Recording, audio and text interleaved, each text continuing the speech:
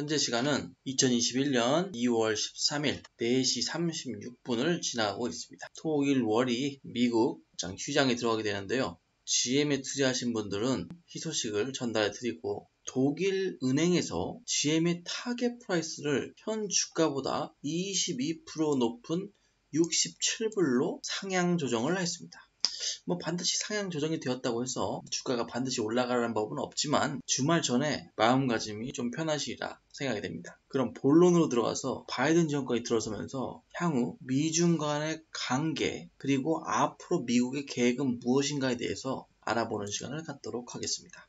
여러분도 아시다시피 중국은 미국보다 먼저 이런 인프라 사업에 투자를 많이 하고 있는데요. 교통, 환경, 기타 다양한 문제에 대해서 중국은 이미 수십억 달러의 돈을 투자를 하고 있다는 거죠. 미국이 원래는 이런 것들이 세계에서 가장 먼저 인프라 사업에 투자하고 선두에서 리드를 해 나가야 되는데, 트럼프 정권 때에 예를 들어 전기차라든지 이런 쪽을 너무 소홀히 했고, 특히나 그런 석유 산업, 미국에서 저장되어 있는 석유가 많기 때문에 그것을 팔아야 되고, 석유가 나는 텍사스주라든지 오하이오주라든지 정치적 자금을 조금 많이 받았기 때문에 전기차에 대한 보조금이라든지 이런 차세대 산업에 대해서 소홀히 해와서 그 사이에 중국이 먼저 치고 나갔다고 저는 보고 있습니다.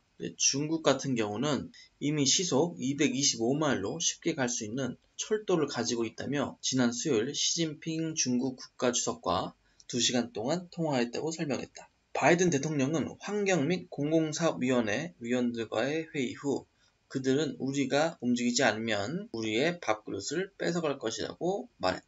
그렇기 때문에 중국을 따라가려면 이렇게 가만히 있으면 안 된다는 것을 누차 강조하고 있는 모습입니다. 그러니까 우리가 왜 이렇게 정치적인 것을 이해를 해야 하는지를 잠깐 설명을 드리겠습니다. 우리가 투자하는 어떤 회사들도의 그의 미래도 다 중요하지만, 이 정치적인 이해관계, 외교라든지 경제적인 이해관계에 따라서 아무리 미래가 밝은 주식이라도 그 회사한테는 불황으로 찾아올 수 있는 경우가 많이 있습니다. 트럼프는 뭐만 했다 하면 그냥 관세를 막 때렸기 때문에 피해를 본 사람들도 많이 있었을 테고, 중국에서 수입을 해서 미국에서 생산을 해야 되는 그런 기업들은 생산 코스트가 자동적으로 올라가게 됩니다. 관세는 때리나 그 관세의 여파가 자국 내 시장으로 오게 된다는 거죠. 지금 중국도 옛날의 중국이 아니기 때문에 좋은 해결책이라고 보기는 힘들죠.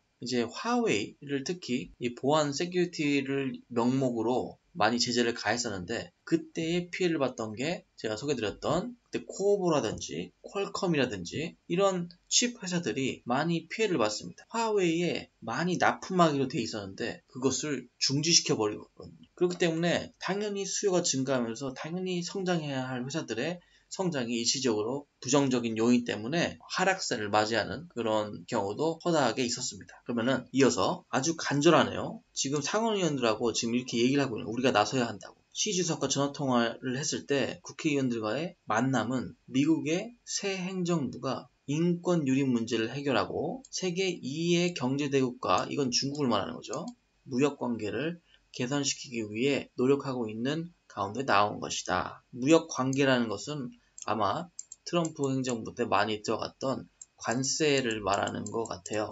인권 유린 문제는 저는 여기는 조금 그렇게 동의를 하지는 않지만, 이 문제는 중국에 있는 위구르족의 인권 문제를 얘기를 하는 것 같아요. 근데 이것을 지금 미국 입장에서 중국의 인권 문제를 논할 만한 입장은 아니라고 저는 생각을 하거든요. 얼마 전에 트럼프 행정부 때도 미국 경찰이 흑인을 총으로 쏜다거나 그런 인종차별적인 것들이 허다하게 지금까지도 일어났었고, 미국이란 나라는 1800년대까지도 흑인 노예제도가 있었던 나라죠. 지금 현재까지도 해결되지 않고 있는 나라에서 타국의 인권 유린 문제를 이렇게 해서 논하는 것은 조금 억지가 좀 있어 보이는데, 하여튼 이런 인권 유린 문제라는 것을 제기함으로써 아마도 자신의 동맹을 결집시켜서 중국을 고립시킬 수 있는 작전으로 가져갈 생각을 갖는 것이 아닌가.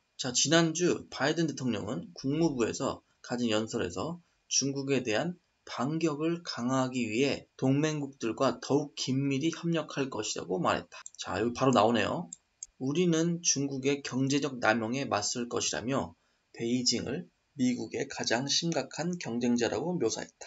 바이든이 되더라도 결국 미중 간의 관계는 그렇게 좋아질 수는 없어요. 미국이 여지껏 화웨이의 이선 세큐리티 문제라든지 국가 안보 이런 명목상의 이유를 들긴 하지만 결과적으로는 중국이 가장 미국을 따라오고 역전시킬 기업이기 때문에 이것을 적대적시할 수밖에 없습니다. 하지만 동시에 미국과 중국은 공생공존할 수밖에 없는 입장인 거죠. 어느 한쪽이 무너지게 되면 서플라이 체인 모두가 경제적으로 엄청난 타격이 옵니다. 서로 죽습니다. 그러니까 중국을 되게 미워해서 때리긴 하는데 너무 때리면 안 되는 거죠. 중국이 일방적으로 당할 만한 그런 국가도 아닙니다. 그만큼 중국은 5천년의 역사 속에서 긴 역사 속에서 축적된 노하우가 많고 엄청나게 부유한 나라죠. 지금 미국이 쉽게 중국을 좌지우지할 수 없는 입장까지 오게 된 겁니다. 바이든 대통령은 자신의 행정부가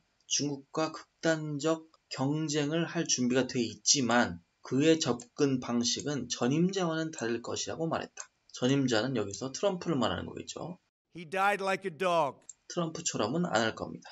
미국이란 나라는 여러 나라의 물건들을 과거부터 많이 사줬습니다. 그 나라들은 다 미국에 의지를 할 수밖에 없었죠. 트럼프라는 이 사람은 너희들이 여기 와서 차를 10,000대를 팔면은 너희들도 우리의 옥수수를 차 10,000대 값과 동일하게 사가라.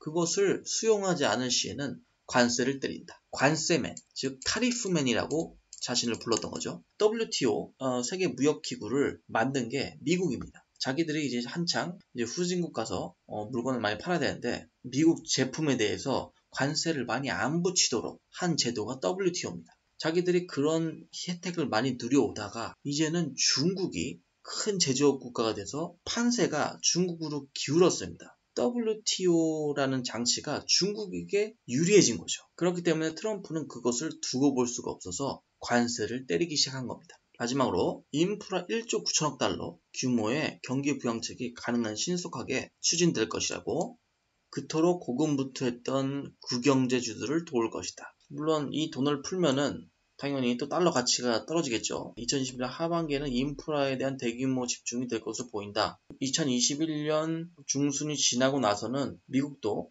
정부에서 적극적으로 이것을 투자를 해서 앞으로 투자를 생각하시는 분들은 이런 분야들도 둘러볼 수 있으면 좋을 것 같다는 생각을 해봤습니다.